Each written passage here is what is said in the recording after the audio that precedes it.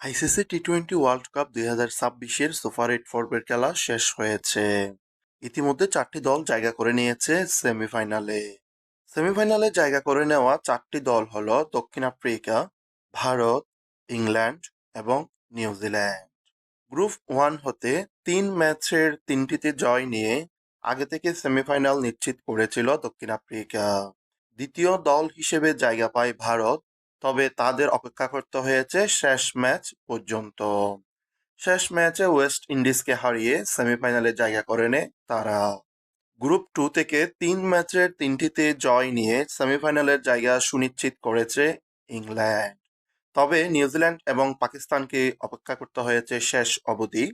শেষ ম্যাচে পাকিস্তান শ্রীলঙ্কার বিপক্ষে জয় পেলেও নেট রান রেটে এগিয়ে থেকে সেমিফাইনালে জায়গা পায় নিউজিল্যান্ড।